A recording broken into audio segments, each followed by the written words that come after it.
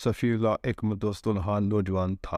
اس کے ماں باپ مر چکے تھے اور ان کی کوئی اور اولاد بھی نہیں تھی، صرف وہ ہی تھا اور اس کی خوبصورت بیوی ستارہ۔ وہ بہت تمیزدار، سلیقہ شار اور باشعور عورت تھی۔ اس کو اپنی خوبرو بیوی سے بے حد محبت اور ضرورت سے زیادہ الفت تھی۔ ایک دم کی جدائی اس پر گرا تھی، اسی بے پناہ محبت نے اسے تلاش معاش میں جانے سے باز رکھا۔ ایک دن اس کی بیوی نے شوہر سے کہا کہ باپ دادا کی دی ہوئی جائیداد کب تک ساتھ دے گی؟ اگر یہی خانہ بدوشی رہی اور دن رات یہی معاملات رہے تو ایک دن افلاس و غربت آ کر رہے گی۔ اس کے شوہر نے کہا کہ کیا کروں، تمہاری محبت اور گھر کی جدائی باہر جانے کی اجازت نہیں دیتی۔ دین نہیں چاہتا کہ تم جیسی بولی اور نو عمر بیوی کو ایسے بڑے گھر میں اکیلا چھوڑ جاؤ۔ اس کی بیوی نے کہا کہ زمانے کا یہی رنگ ہے، جو لوگ گھروں میں اکیلے رہتے ہیں وہ کیونکہ تلاش واش میں فاغ چھاڑتے پھرتے ہیں۔ تمہارا جیسا خیال سب کا ہو تو پھر دنیا ہی بند ہو جائے۔ کسی بھی صورت گھر چھوڑنے کو نوجوان کا دل نہیں چاہ رہا تھا، لیکن بیوی کی آفنانہ گفتگو اس طرح اس کے دل میں اتر چکی تھی۔ اس کے چچا نعیم اللہ کانپور میں ملازم تھے۔ تیسرے دن جوان نے سفر کا تہیہ کیا اور دوست آشنا سے رخصت ہو لیا۔ ایک دن جمعرات کو پیاری بیوی کو روتا ہوا اسٹیشن پہنچا۔ پھر نہیں معلوم کانپور گیا کیا ہوا۔ ایک سال ستارہ کی شوہر کی جدائی میں جلتی رہی۔ اتنے عرصے میں اس نے بڑے صبر و تحمل سے کام لیا، لیکن کب تک؟ عورت جوان تھی اور نفس امارہ داغوں میں۔ ایک روز نماز عشاء پڑھ کر سوئی تھی کہ حضرت ابلیس اپنے قاعدے کے مطابق تشریف لائے۔ بہکانے میں تو آپ کو کمال حاصل ہے۔ بیچاری ستارہ کو طرح طرح سے بہکانا شروع کر دیا۔ الغرض ستارہ کے نفس صالحہ اور نفس امارہ میں جنگ ہونے لگی۔ ابلیس نے نفس امارہ کی تعریف کی اور نفس صالحہ کو شکست دے دی۔ اس کے بعد صبر کا پیمانہ لبریز ہو گیا۔ ستارہ کے پڑوس میں ایک بڑھیا رہتی تھی جو دور دور تک مشہور تھی۔ اس وقت ستارہ نے اپنی ایک ہمراز خادمہ کو بیچ کر بڑھیا کو بلوایا اور خلوت میں لے جا کر دیر تک اس سے کچھ سرگوشی کرتی رہی۔ بڑھیا کو تو بلانے سے ہی سمجھ گئی تھی کہ میں کس مقصد کے لیے بلائی گئی ہوں، کیوں نہ کہ اس کا پیشہ ہی یہ تھا۔ ستارہ نے پردہ حیا اٹھا کر اپنی خواہش بیان کی اور ساتھ یہ بھی کہا کہ جوان کبھی ہو، متحمل ہو، عادی ظرف ہو، تاکہ میرے راز کو دوسروں پر افشا نہ کرے۔ بڑھیا نے سر سے پاؤں تک ستارہ کی بلائیں لی، ستارہ کو دعائیں دی اور وعدہ کر کے رخصت ہوئی۔ چلتے ہی چلتے بڑھیا نے رستے میں ایک نوجوان کو تجویز کر لیا اور ستارہ دروازے پر پہنچ کر دستک دی تھی اور منتظر کھڑی رہی۔ تھوڑی دیر بعد ایک نوجوان دروازہ کھول کر باہر آیا۔ پوچھا، بڑھیا کون ہو؟ بڑھیا نے کہا، میں ہوں آپ کی لونڈی۔ نوجوان نے بڑھیا کی طرف دیکھا اور کہا، آخر تو ہے کون؟ میں تو آپ کو بالکل نہیں پہچانتا۔ بڑھیا نے کہا، صاحبزادے ذرا اندر چلیے، تنہائی میں عرض کروں گی۔ جوان بڑھیا کو لے کر اندر آ گیا۔ بڑھیا نے نوجوان کو تنہا پا کر پہلے تو جیسے پیشہ وروں کی طرح ایک طویل تمہید بیان کی۔ تمہید کے بعد ستارہ کے حسن و جمال کی بے حد ستائش کی۔ جب دیکھا کہ نوجوان پر اس کے جادو نے اثر کر لیا ہے تو اس نے اصلی مقصد بیان کیا۔ جوان تھوڑی دیر خاموش رہا اور بولا، بڑھیا میں ضرور تمہارے ساتھ چلوں گا۔ تمہاری باتوں نے مجھے بہت خوش کر دیا ہے۔ بھلا ایسے موقع کو ہاتھ سے جانے دینا کون سی دانشمندی ہے؟ بڑھیا نوجوان کو استاد پا کر اپنی کامیابی پر خوشی سے پھولے نہیں سما رہی تھی۔ جوان اس وقت کمرے کے اندر داخل ہوا، مٹی کا ایک لوٹا ہاتھ میں لے کر چل کھڑا ہوا۔ بڑھیا بھی اس وقت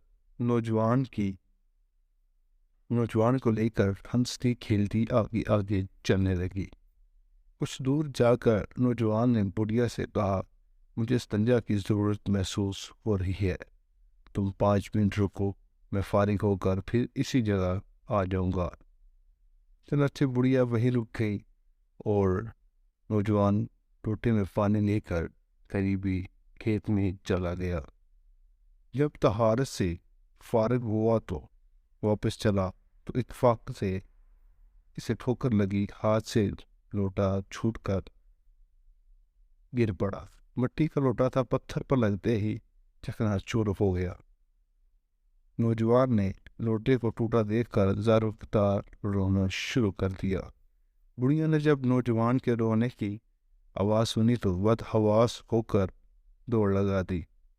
نزدیک آ کر رونے کا سبب پوچھا تو نوجوان نے کہا کہ میرا لوٹا ٹوٹ گیا ہے۔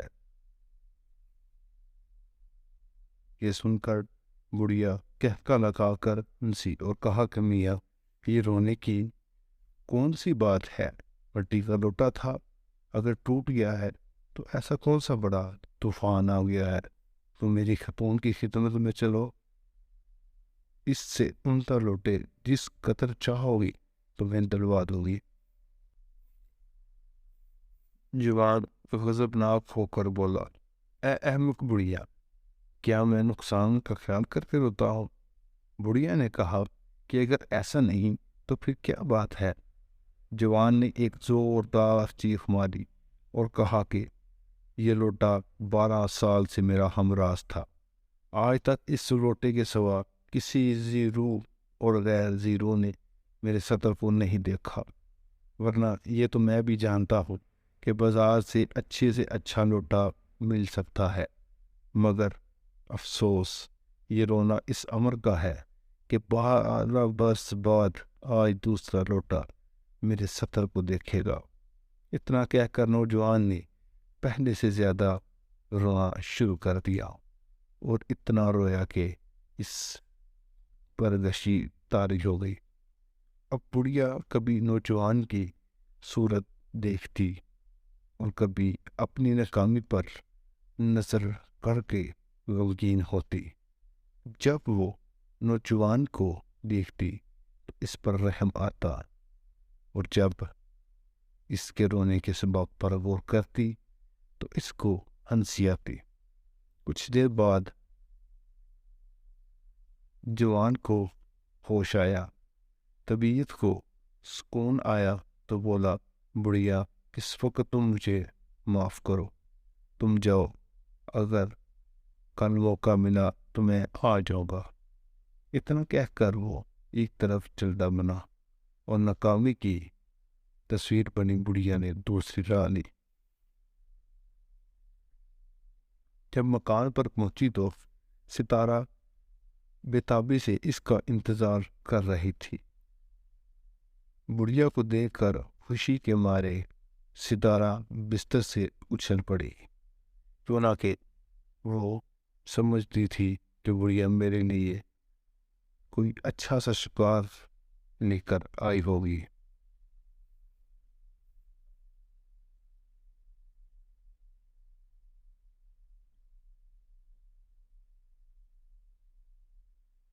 بڑھیا نے کہا کہ صبر کے ساتھ اطمینان رکھو، کل اس وقت تمہارا مطلوب تمہارے بہنوں میں ہوگا۔ آج تو میں کامیاب ہو چکی تھی، لیکن کیا کروں، تقدیر نے رہنمائی نہ کی۔ ستارہ نے پوچھا، بتا تو صحیح ہوا کیا تھا؟ بڑھیا نے شروع سے لے کر آخر تک سارا قصہ کہہ سنایا۔ یہ عجیب و غریب قصہ سن کر ستارہ کا دل بھر آیا اور ایسا پھوٹ پھوٹ کر روئی کہ اس بڑھیا کو اس نوجوان کا رونا بھول گیا۔ اس نے ایسا تماشا اپنی زندگی میں پہلے کبھی نہیں دیکھا تھا اور بالکل ہکا بکا ہو کر دکھنے لگی۔ جب ستارہ کا رونا ذرا کم ہوا تو پوچھا، بی بی آپ کے رونے کا سبب مجھے معلوم نہیں ہوتا؟ ستارہ نے کہا کہ اے بڑھیا، میں اپنی قابل نفرت زندگی پر روتی ہوں۔ مجھ کو شیطان اور نفس آوارہ نے مبتلا گناہ کیا، بے حیائی کی طرف شہوت دی اور شہوت نے میرے دل کو سیاہ کر دیا۔ بے حیا زندگی سے تو مر جانا ہی بہتر ہے۔ افسوس نوجوان نے مٹی کے لوٹے کو اپنا سطر دکھانا پسند نہیں کیا اور میں غیر مرد کو اپنا سطر خوشی خوشی دکھانے پر راضی ہو گئی۔ خاوند کا خیال بھی نہیں آیا اور اس کی سالہ سال محبت کو بھی میں بھول گئی۔ بڑھیا ستارہ کی باتیں سن کر دم بخود رہ گئی۔ اس پر اثر تقریر نے اس مدہوش کی کر دیا۔ اسی وقت بڑھیا نے ستارہ کے ہاتھ پر توبہ کر لی۔ بڑھیا پاک و صاف ہو کر نسواہی توبہ کر کے گھر کو روانہ ہو گئی اور رات بھر دربار الہی میں گڑ گڑا کر دعا و التجا کرتی رہی۔ ایک ہفتہ بعد بڑھیا کے توبہ طائب ہونے کی خبر پورے شہر میں پھیل گئی۔ اللہ تبارک و تعالیٰ کو ان پر رحم آ گیا۔ اس واقعے کے پورے 1 مہینے بعد ستارہ کا شوہر مال و دولت کے ساتھ واپس آیا اور پاک باز میاں بیوی ہنسی خوشی زندگی بسر کرنے لگے۔ جب اس بڑھیا نے توبہ کر لی تو اللہ تعالیٰ نے غیب سے اس کی رزق کا انتظام کچھ یوں کیا۔ ستارہ کا شوہر چونکا کافی مال و دولت کما کر لایا اور اس کا شمار شہر کے امیروں میں ہونے لگا۔ گھر کا چلن بھی روسا ہو گیا۔ اس لیے اس کو ایک تمیز دار عورت کی ضرورت محسوس ہوئی جو امور خانہ داری میں ستارہ کی مدد کرے اور اس کا ہاتھ بٹائے۔ بڑھیا سے اچھی اور کون سی عورت اب ستارہ کو ملتی؟